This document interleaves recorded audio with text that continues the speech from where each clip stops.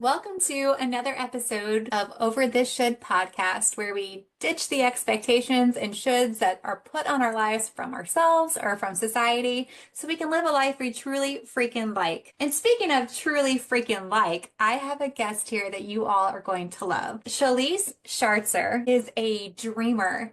She is an aspiring project manager for government contracting and health IT. She is a children's book author and the illustrator, an army wife, a daughter, a big sister, a friend. She's a woodworking beginner, past people pleaser, and therapy extraordinaire. I want to have her on this show because I really want her to feature and spotlight for you her incredible authorship. She is a children's book author, and her mission is to inspire families to reconnect with nature and each other and just simply enjoy reading together again. So with that introduction, I am going to turn it over to you, Chalise. Is there anything I left out? You covered all of the basics. I am just so excited to be here on your podcast and share a little bit more about my story and who I am and what I do and answer all of your questions that you have. You're one of the best interviewers I've ever heard, so I'm excited for this. Happy to be here. I'll pay you later. On the realm of questions I really want to get started on the authorship piece because I've had the chance to read both of your books now. And the one that you just released for Christmas literally made me cry, which we all know that doesn't take much. I'm an emotional being, but it was so beautifully written. What really inspired you to write the two books that you have? And not only the authorship piece, but the Mhm. illustration piece. What inspired you to do the illustration for your own books?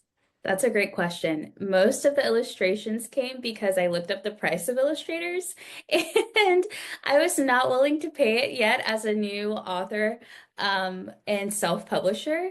So I decided to challenge myself and see what I could do as far as drawings. I picked up my iPad and just started doodling. I got some feedback from my husband, who is actually an amazing artist, and he gave me a little bit of pointers and tips, and then came the books. I started with something super simple, the ABCs of fishing, and just did the ABCs. That seemed pretty simple to me. And then I was able to get more involved in the second release with drawing stories. And this one in particular, The Perfect Gift, came about after some conversations with my husband about some traditions and values that we want to instill in our future children and reminding them about how much of a gift that they will be and already are, even though they don't exist, is one of the major ones that is the reason why The Perfect Gift came about. I love it. I don't want to give away too much because I really hope they end up in people's hands and I hope they're reading them with their children. I do want to highlight, though, just the approach you take to your books, to what you just said.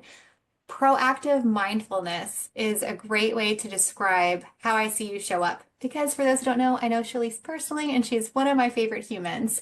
You are so mindful in everything you do, and even thinking about authorship through the lens of future values that you're instilling in your children is really a unique perspective. Thank you. I've never viewed it as that, but I guess you're right. I think that's a testament to all the therapy I've done in the past years. And just part of my personality is doing things with a purpose. I don't know if that comes from growing up in a military family where things are done with purpose, or because my mom is an entrepreneur herself and I've seen her do things with purpose. I've always had that framework of doing things with purpose and having a why as a motivation for myself and for these books. I want everything that I write and put out into the world to have meaning, and to be mindful so that they serve as reminders for children and their families. So you sent me your bio, but I usually write my guest bios so that it's my own words. I go and I like scour all their stuff.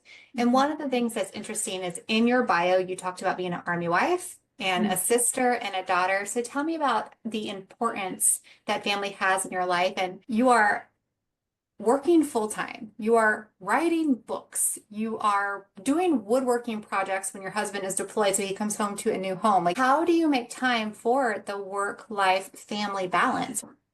It's something that I practice every day. It's something that I also have to be mindful about because sometimes I do burn out like everyone else if I'm not careful and mindful of those things. But one of those major things that I do to help balance myself is journal. I talk about what I need for the next week or even the next day. I talk about what relationships I really need to nurture if I feel some of them slipping. Family is one of those things that's super important to me. I'm number one out of four kids, and my parents are both my best friends. I call them probably way too often, even just for a check-in. And same with my siblings. I try to be a good example for them.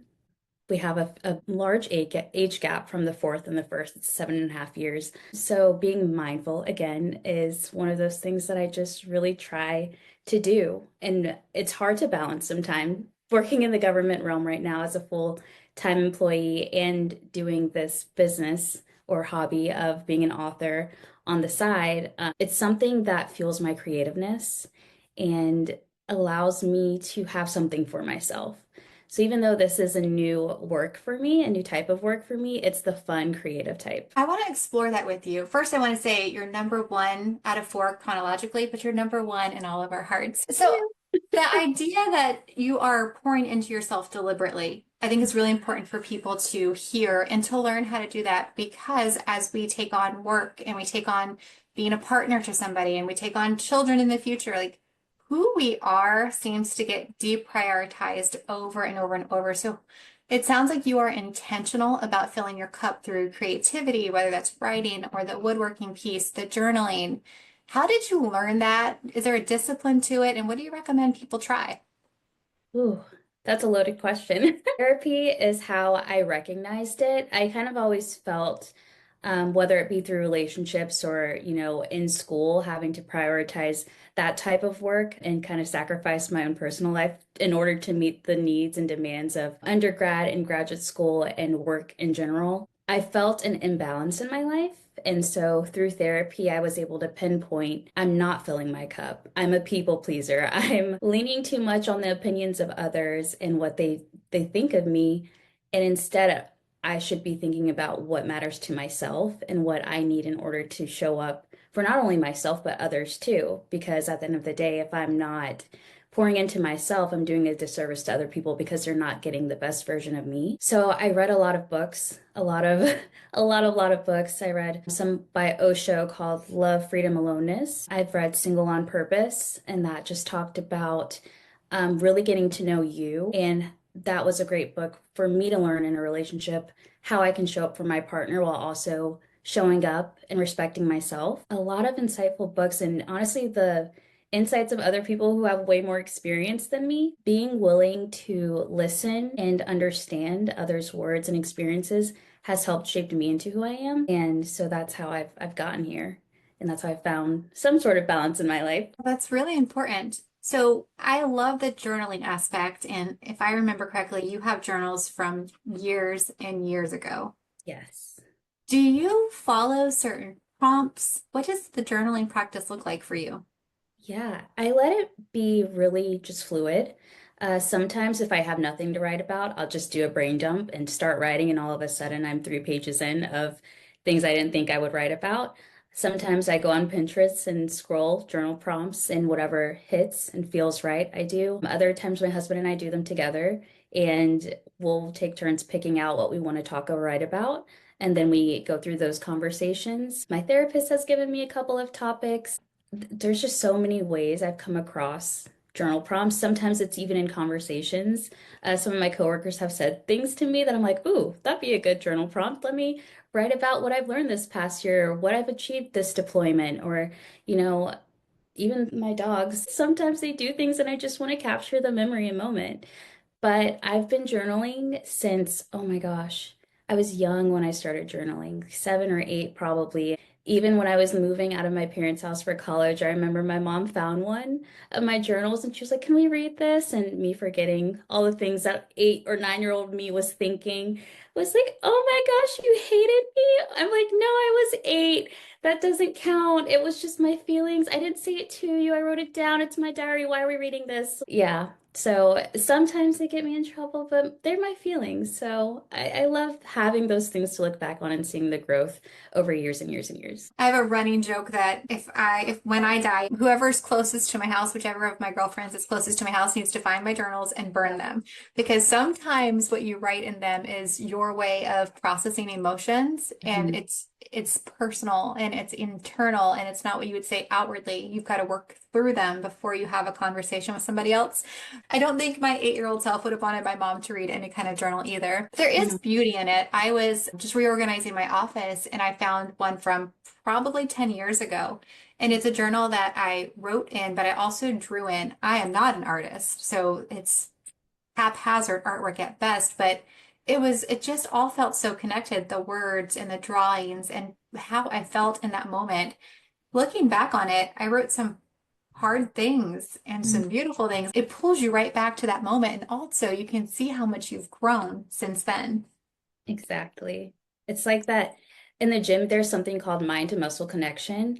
I feel like when you're writing, it's another form of that mind to muscle connection, just getting it out on paper, seeing it written down, letting those words come out, and they're not all just bottled up in your mind anymore.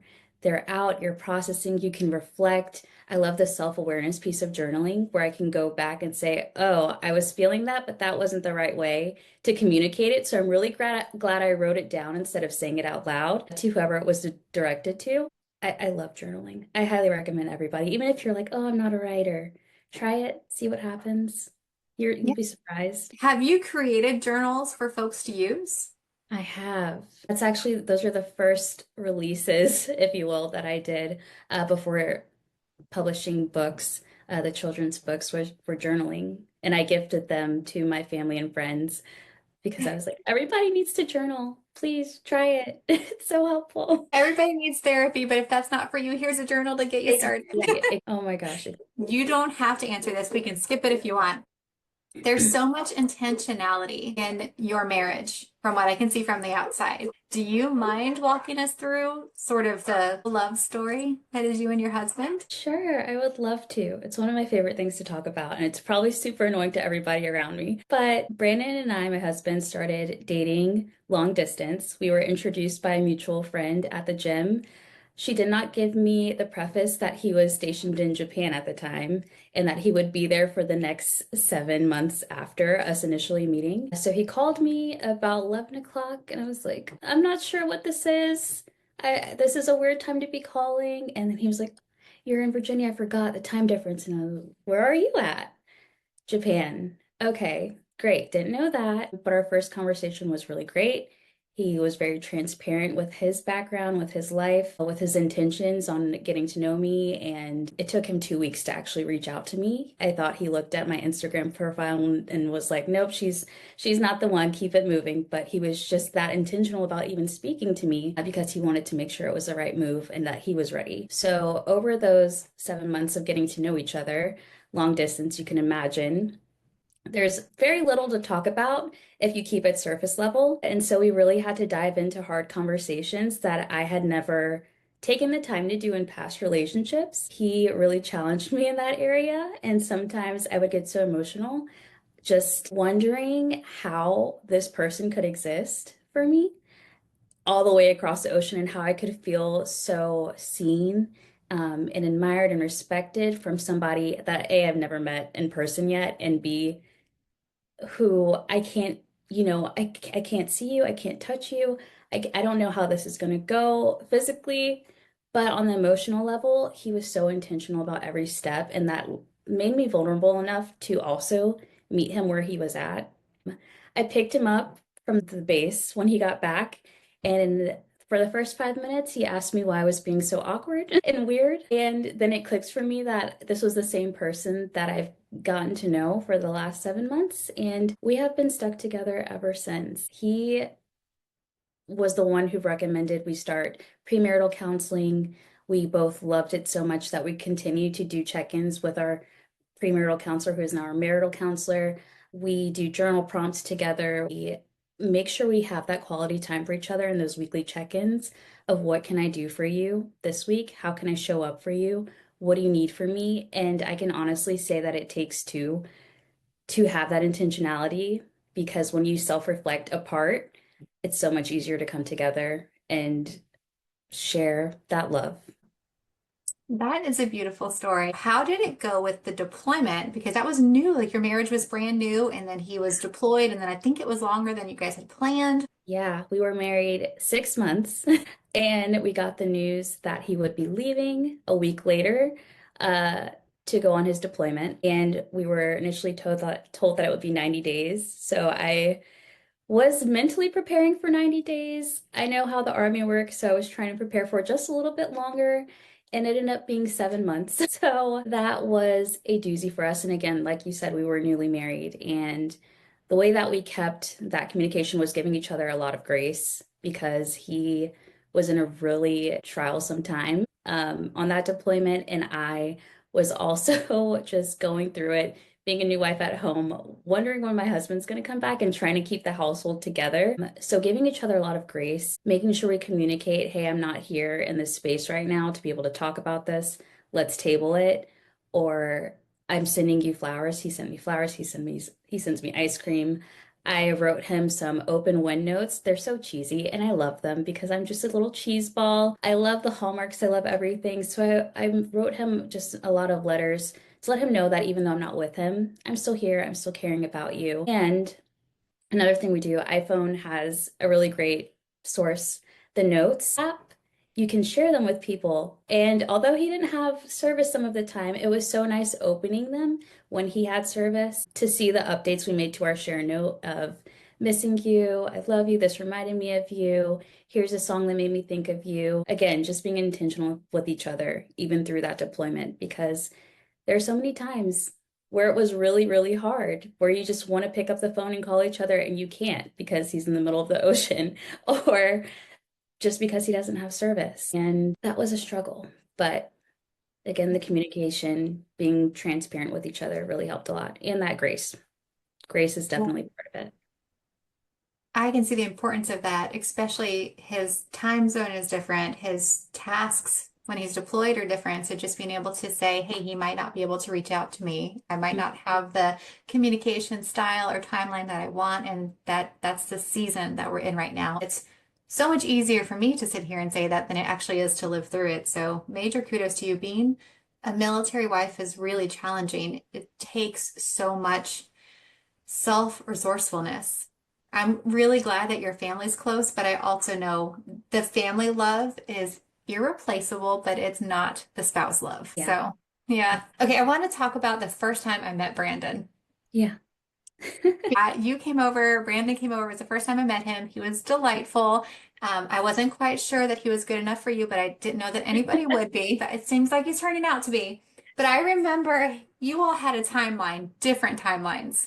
Proposal, marriage, and children. How did that get expedited so quickly? That's a great question. And I booked the ring appointment with his permission.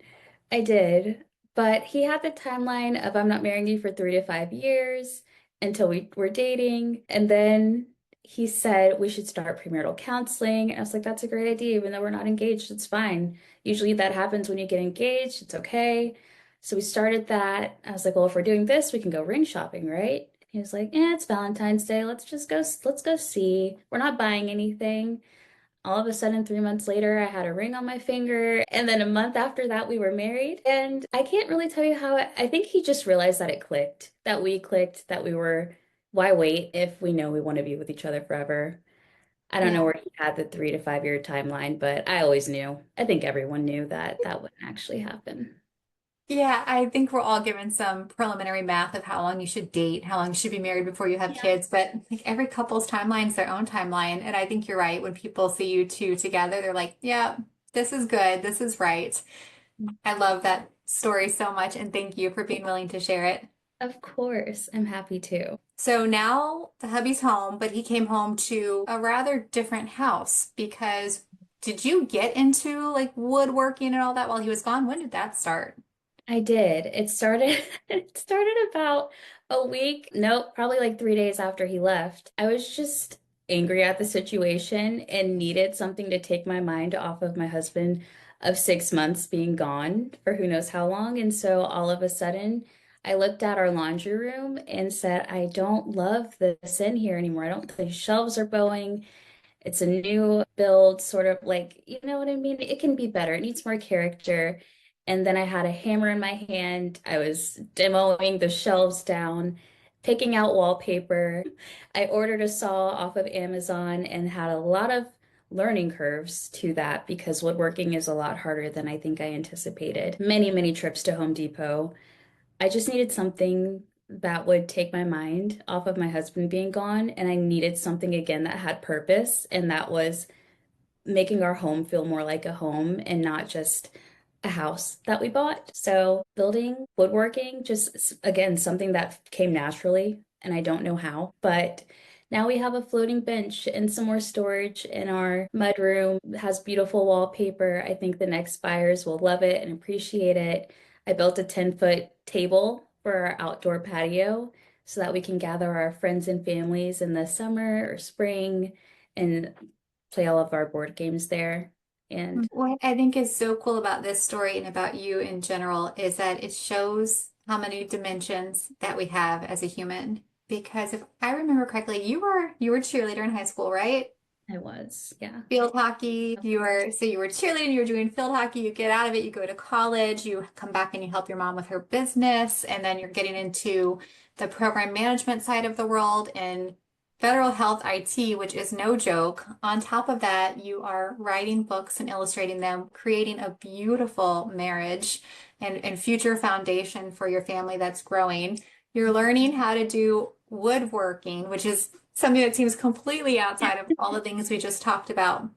Yeah, What I think is important there is to remember that it's good to be multidimensional, to remember that it's okay to have passions that take you in different directions because we would be so bored and probably so unfulfilled if we didn't lean into the things that excite us. And they're not all going to look the same, right?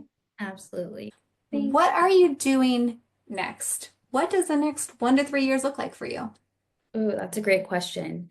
Hard to answer because I never know where the Army's going to take us. It's Brandon's career, and he'll be in for the full 20, hopefully. So, where the Army says we go, we go. But in the next year, I know I have so many new children's books in my queue. I think after this book release and knowing that I can write the full story and illustrate the full book like this, stories with purpose, I'm so much more driven to continue releasing those books and get those out to families. I was able to volunteer this past week at a preschool and kindergarten where I read my book to the students there and they loved it. I didn't get booed, which was a really big fear of mine. Fake it till you make it is all I can say on that one because kindergartners are ruthless. But I think I just want to pour more into myself in this year, pour more into my marriage while my husband is home, hopefully, unless another surprise deployment gets sprung upon us. I'm aiming to get my PMP, which will be really exciting if I pass the test, or when I pass the test, I should say. Just doing more of what makes me happy and what can leave a mark on the world. Because, like I said, my mission as a children's book author now is to give families purpose, to hopefully encourage them to spend more time together in nature, reconnecting, and just getting back to reading. In a world full of electricity and electronics and new things, I really want to bring it back to the basics and bring back the nostalgia that I had growing up. One of my favorite stories that my dad tells is when I was, I think, 3 or 4, I bought a book to the movie theater because I wasn't interested in seeing the movie. And I fell asleep because it was dark and I couldn't read in the dark. So I left my book there at the movie theater and I made him go back to get it. And he's always like, what kid brings a book to a movie theater? Why did you bring it there? And he gets on me about it all the time. Or my mom telling me how I got grounded from electronics. So I didn't use them anyway. I would read. And so my punishment was no more books. And I would secretly like lock myself in the bathroom with my pillow and my blanket and read because you can't disturb my privacy if I'm in the bathroom. You don't know what I'm doing in here. I just want to get back to healing my inner child, sticking to therapy, making sure that people have the opportunity to just reconnect with one another. I think that's so cute. You were doing things that demonstrated what you loved and what you could be doing with your future. As parents, we don't even have, like, I don't even know what the potential is for my kids. I can hope and imagine because I'm a parent, but what they are able to do with the talent they have, I'm sure is going to blow my mind. And I think it's so cute. Your dad's like, why'd you leave it in the theater? Why'd you even bring it to begin with? Because one day I'm going to be an author, Dad. Exactly. If he only knew. Right? So I want to ask you the tactics because I had the cheat sheet to authorship. I get to claim that I'm a number one best-selling author, but not because of an immense talent that I have. That would be a big lie. It's because I contributed a chapter to a book that was led by a publishing company. You are self-published. I know there's a lot of folks who want to be authors. What are the tactics? What are the steps you have to take? Yeah. So the first thing I did was just a lot of research on the back end. YouTube was my best friend through this whole process. And I utilized KDP, which is Kindle Direct Publishing, Amazon's platform. And I used it because, again, it was free and had a ton of resources from formatting your book covers to formatting your books, using keywords, things like that were all part of my process. I knew I had the story, I knew I had the illustrations, but I didn't know how to actually get it published. And so KDP was just my best friend through and through. I haven't made it to any big box stores yet, and that's purely because I didn't go the publishing company route. I wanted to see what I could do by myself first and how far it would take me.